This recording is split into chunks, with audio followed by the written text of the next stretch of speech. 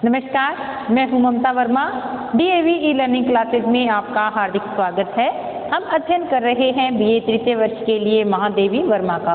महादेवी वर्मा जो कि छायावाद का आधार स्तंभ, जो 4 आधार स्तंभ है उनमें से एक नाम आता है महादेवी वर्मा का। 4 आधार स्तंभ में हर कविता में जितने बार मैंने कविता की है, क्योंकि आपके जो कवि लगे हैं मोस्टली 3-4 तो आपके छायावाद के ही कवि हैं। इसके अलावा प्रगतिवाद है, प्रयोगवाद के हैं, वो तो हैं ही। तो छायावाद के 4 आधार स्तंभों को आप याद रखें, क्योंकि जब भी आप व्याख्या करें तो एक शब्द तो आपको ये देना ही देना है। छायावाद के 4 आधार स्तंभ कौन से हैं? एक तो है सुमित्रा नंदन पंत, सुमित्रा नंदन पंत। दूसरा है जयशंकर प्रसाद। तीसरा है सूर्यकांत त्रिपाठी निराला, सूर्यकांत त्रिपाठी निराला, जिनको हम शॉर्ट रूप में क्या कहते हैं? निराला। और चौथा नाम आता है महादेवी वर्मा का, महादेवी वर्मा। ठीक है, ये 4 छायावाद के आधार स्तंभ माने जाते हैं। आप जब भी इनकी कविताओं का आप विस्तृत करें, व्याख्या करें उनको, तो ये शब्द आप साथ उसके लिखें तो अच्छा प्रभाव एग्जामिनर पर रहेगा।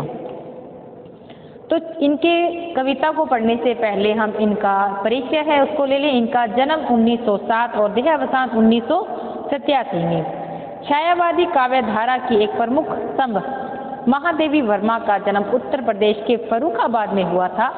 प्रारंभ में इन्होंने ब्रज भाषा में काव्य रचना की, किंतु शीघ्र ही वे खड़ी बोली में लिखने लग गई थी। खड़ी बोली हिंदी, जो वर्तमान में हम हिंदी बोलते लिखते सुनते हैं, जो भी। छायावादी कवियों में इन्होंने अपना महत्वपूर्ण स्थान बना लिया और छायावाद महादेवी वर्मा का काव्य रचना काल प्रमुख रूप से 1924 से 1942 तक ही है।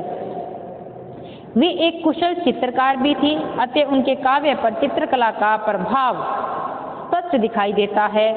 इसी चित्रकला का प्रभाव उनके रेखा चित्रों तथा शब्द चित्रों पर भी दिखाई देता है। वे सफल गद्यकार भी हैं और उन्होंने संस्मरण और गद्य लेखा चित्र लेखन में उनका नाम अग्रणी रहा है, क्योंकि उन्होंने संस्मरण और रेखा चित्र बहुत लिखे हैं और इनके बीच का जो एक फर्क जो नजर आना चाहिए संस्मरण और रेखा चित्र, वो हमें नजर नहीं आता। इसलिए एक नई विधा के रूप में स्थापित हो गई। कौन सी? संस्मरणात्मक रेखा चित्र। इनकी नई विधाओं के नाम दिए गए हैं। इनके ग्रंथ हैं निहार, रश्मि, नीरजा, सांध्य गीत इनके प्रसिद्ध काव्य संग्रह हैं। उनकी कविताओं में विस्मय है, जिज्ञासा, पीड़ा तथा आध्यात्मिकता के भाव मिलते हैं।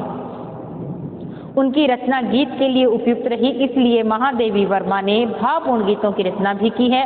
उनके गीतों में आत्मिक पीड़ा, निराशा, आशा, अज्ञात प्रिय के प्रति प्रणय निवेदन, विरह वेदना तथा साधना की विविध अनुभूतियों के स्वर मुखरित हुए हैं। महादेवी के काव्य में प्रसाद, निराला और पंत के काव्य की तरह अनेक रूपता या विविधता नहीं मिलती। उनके गीतों में विचार और अनुभूति का सर्वत्र एक रूपता मिलती है। उनका गीति काव्य अज्ञात प्रीतम के प्रति प्रणय निवेदन है, यानी कि उन्होंने अज्ञात के प्रति अपना प्रणय अनुभूति व्यक्त की है, किंतु उनका प्रणय वेदना से परिपूर्ण है।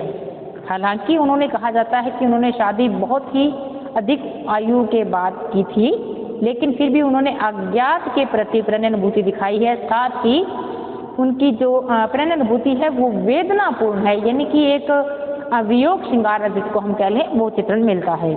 इसलिए वे प्रिय के मिलन की कामना नहीं करती, क्योंकि मिलन तो प्रणय का विराम है। उनके गीतों में व्यक्त वेदना भाव व्यक्तिगत जीवन में ही स्वीकृत है। सामाजिक स्तर पर वे अथक और अमर साधना में विश्वास व्यक्त करती हैं। फिर इनकी महादेवी वर्मा के गीतों में अंतर्मुखी प्रवृत्ति की प्रधानता है तथा प्रकृति के सूक्ष्म सौंदर्य की अभिव्यक्ति देने की क्षमता है। उनके गीतों में आवेगमयी पीड़ा तथा स्वप्न लोक की रहस्यमयी स्थितियों का चित्रण मिलता है। वे सर्वत्र व्याप्त अगोचर सत्ता की रहस्यमय अनुभूति के लिए बेचैन दिखाई देती हैं, क्योंकि जो नहीं है यानी कि अज्ञात के प्रति उसके लिए वो बेचैन भी दिखाई गई हैं। विस्मय, जिज्ञासा, वेदना, कौतूहल और आध्यात्मिकता उनके गीतों की मूल संवेदना है। अतः रहस्यवाद उनके काव्य की सबसे बड़ी प्रवृत्ति है। उन्हें आधुनिक युग की मीरा कहा जाता है, क्योंकि अज्ञात के प्रति गहरी पीड़ा की अभिव्यक्ति उनके गीतों में मिलती है।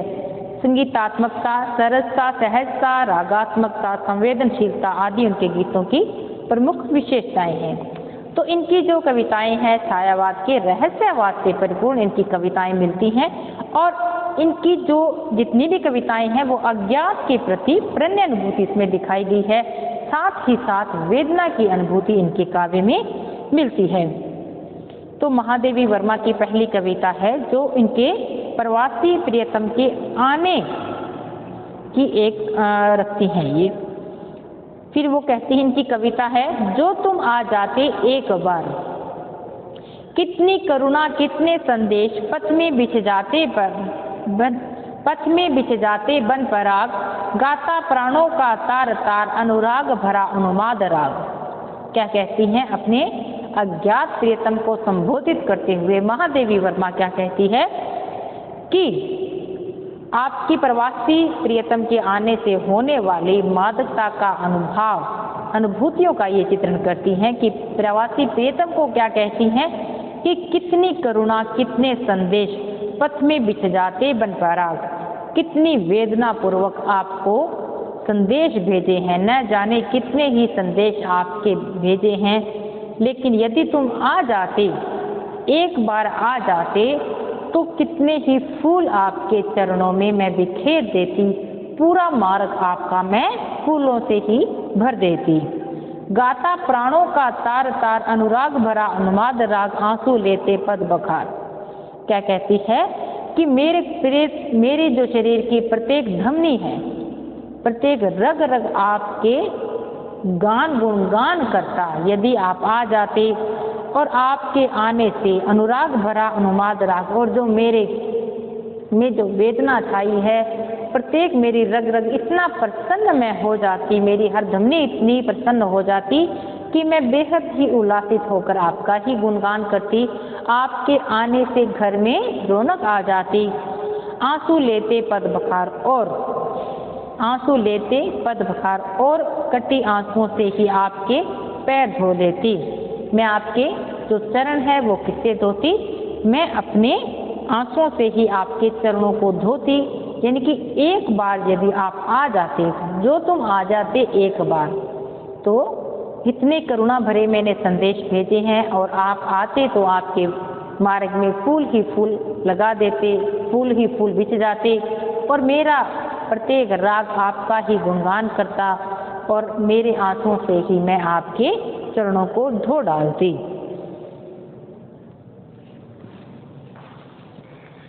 हंस उठते पल में आर्द्र नैन, धुल जाता ओठों से विषाद, छा जाता जीवन में वसंत, लुट जाता चित संचित विराग, आंखें देती सर्वस्व वार।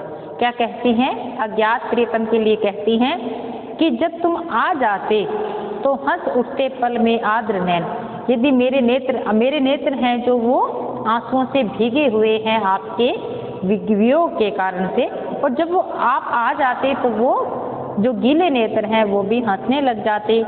धुल जाता यानी कि बहुत सालों से जो होंठ हैं वो बंद हैं, अधर हैं जो, यानी कि वियोग के कारण आप आ जाते तो वो भी उनसे विषाद हट जाता, उदासी हट जाती। छा जाता जीवन में वसंत, अगर आप आ जाते, तुम आ जाते, तो मेरे जीवन में वसंत ही वसंत हो जाता, यानी कि चारों ओर उल्लासमय वातावरण हो जाता। लुट जाता चित संचित विराग, और जो बहुत सालों से, बहुत समय से जो मेरे अंदर एक विराग उत्पन्न हुआ है वो हट जाता, और आंखें देती सर्वस्व वार, और मेरे नेत्र हैं जो आपके ऊपर सब कुछ वारने को तैयार हो जाता, यानी कि आप पर मैं निछावर हो जाती यदि तुम आ जाते एक बार। अच्छी कविता है। फिर एक अगली कविता है इनकी, तुम मुझ में प्रिय फिर परिचय क्या। यदि मतलब भावों की एक अज्ञात के ही प्रति इन्होंने ये कविता लिखी है कि इतना मिलन जब हो गया है अज्ञात के प्रति ही, तो फिर परिचय किस बात का, क्या पूछते हैं कि तुम कौन हो, क्या नाम है। यानी कि हम एक ही आत्मा जब बन चुके हैं तो पूछने का कोई औचित्य ही नहीं रहता।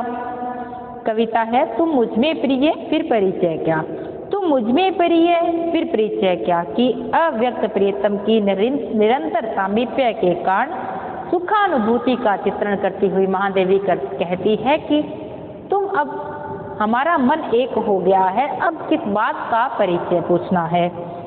तारक में छवि प्राणों में स्मृति, पलकों में निरपद की गति, लघु उर में पुलकों में संस्कृति, भर लाई हूँ तेरी चंचल और करूँ जग में संचय का।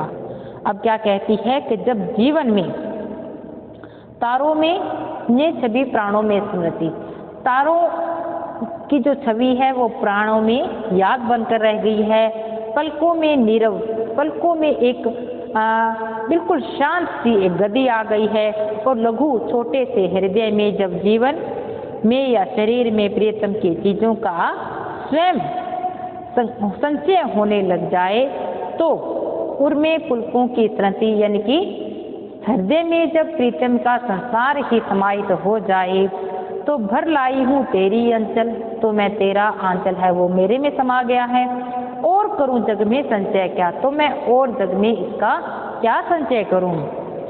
तेरा मुख सहाय अरुणोदय, परछाई रजनी विषाद में, यह जागृति यह नींद स्वप्न में, खेल खेल तक सोने दो मैं समझूंगी सृष्टि पर लेगा।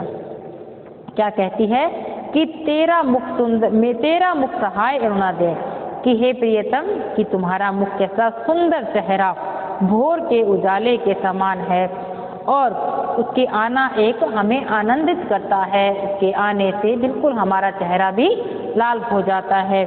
परछाई रजनी विषाद में, लेकिन जब तुम नहीं आते यानी कि तुम्हारी परछाई है तो हमें बिल्कुल ही दुखी और कर देता है। वह यह जागृति वह नींद स्वप्न में, और मैं इस जीवन में जागृति का सुख भी नहीं ले पा रही हूँ और स्वप्न में नींद भी नहीं ले पा रही हूँ। खेल खेल थक सोने दो, अब मैं जीवन में थक गई हूँ, बहुत ही थक कर अब सोना चाहती हूँ। मैं समझूंगी सृष्टि पर लय क्या, इसके लिए मैंने सृष्टि और लय को क्या समझूंगी, ये तो मेरे लिए सभी व्यर्थ हैं। तेरा अधर विचुंबित प्याला, तेरा ही स्मित मिश्रित हाला, तेरा ही मानस मधुशाला, फिर पूछूं क्या मेरे साकी, देते हो मधु में विस्मय क्या। क्या कहती है महादेवी कि तेरा अधर विचुंबित माला, कि तुम्हारा जो अधरपान है, तुम्हारा जो अधरपान है वही प्याला है, तेरा ही स्मित मिश्रित हाला, और तुम्हारे जो मंद मंद जो हास्य है, स्मित कहते हैं मंद मंद हास्य को, तुम्हारा जो हास्य है वही एक मदिरा के समान है, और तेरा ही मानस मधुशाल है, और तुम्हारा जो मन है वो मेरे लिए मधुशाला है, कि जैसे मधुशाला शहद का एक घर है, एक नशा जो देने वाला है वो तुम्हारा हृदय है। फिर पूछूं क्या मेरे साकी, फिर तुम ही मेरे मदिरा के सहयोगी हो, फिर मैं तुमसे क्यों पूछती हूँ कि मेरा साकी कौन है।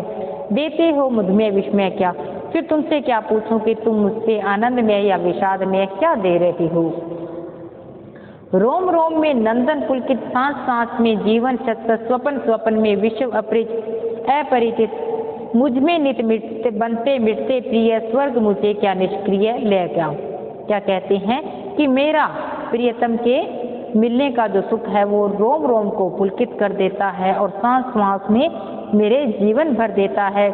स्वप्न स्वप्न में विश्व अपरिचित, और प्रत्येक स्वप्न में सारा संसार समाया है, और मुझ में नित बनते मिटते प्रिय, और तुम मेरे स्वप्न में जो आते हो कभी जाते हो, क्योंकि सारा संसार मेरा तुम्हीं से ही समाया है, तुम्हीं से ही पूर्ण हो रहा है।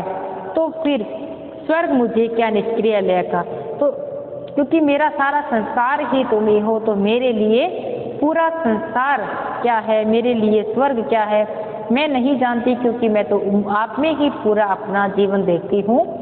तो मेरे लिए स्वर्ग क्या है, निष्क्रिय लय क्या, और मेरे लिए ये स्वर्ग क्या है, निष्क्रिय है, मुझे इसकी थोड़ी सी भी लालसा नहीं है।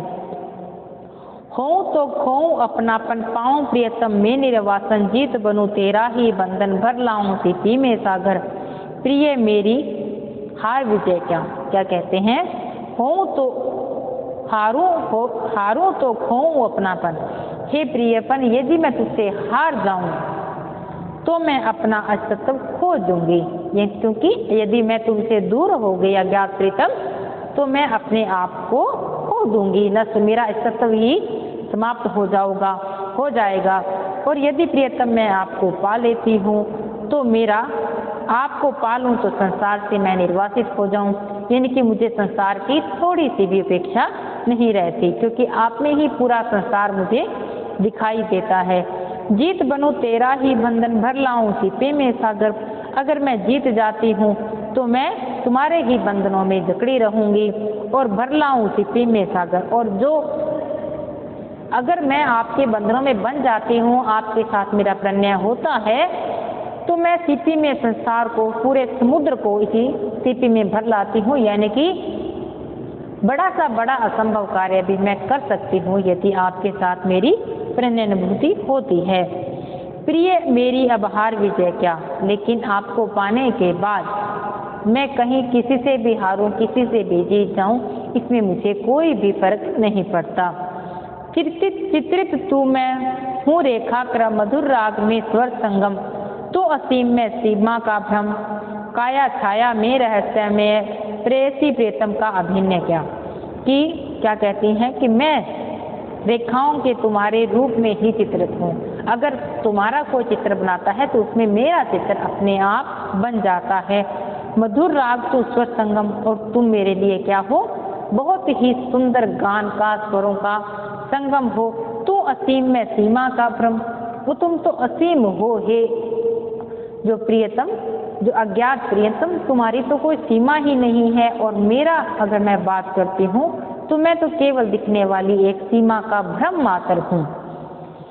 काया छाया में रहस्य में प्रेयसी प्रियतम का अभिनय क्या, और ये शरीर है, ये छाया है, उसी का ही एक रहस्य में खेल है। प्रेयसी प्रियतम का ये अभिनय कुछ भी नहीं है यदि आप मुझ में समा जाते हैं। फिर इनकी अगली कविता है मैं नीर भरी दुख की बदली, तो इसमें कवित्री की वेदना अनुभूति प्रदर्शित हुई है। हुई किसके लिए है, हालांकि संसार के लिए ही। इसमें उनकी छायावाद की अनुभूति मिलती है, अज्ञात की प्रणय अनुभूति तो है ही, साथ में इसमें वेदना का स्वर मुखरित हुआ है। इसमें महादेवी वर्मा ने अपने आप को एक छोटा जो बादल होता है, बदली, बादल का छोटा रूप बदली, तो बदली के रूप में अपने आप को चित्रित किया है। स्पंदन में चिर निस्पंद रहा, निस्पंद बसा, क्रंदन में आहत विश्व हंसा, नैनों में दीपक से चलते पलकों में निर्झर निधि मचली। क्या कहती है कि वेदना में जीवन को नारी भरी, नीर भरी बदली इन्होंने कहा है कि स्पंदन में, यानी कि इतनी सब खुशियाँ हंसी में, सदैव मेरे जो हृदय में इतना विरह वियोग है कि ऊपर से हंसते हैं लेकिन पीछे से सदैव उदासी ही छाई रहती है। क्रंदन में आहत विश्व हंसा, सारा में हंसते हैं, सारा विश्व हंसता है, लेकिन उसके पीछे एक रुलाई उसके पीछे होती है, हंसता है। क्रंदन में आहत विश्व हंसा, क्रंदन से आहत है फिर भी हमारा विश्व है वो हंस रहा है। नैनों में दीपक से जलते पलकों में निर्झर सी मचली, नैनों में सदैव एक दीपक जलते रहते हैं, पलकों में एक धारा सदैव बहती रहती है, निर्झरनी यानी कि झरनों के समान बहती ही रहती है।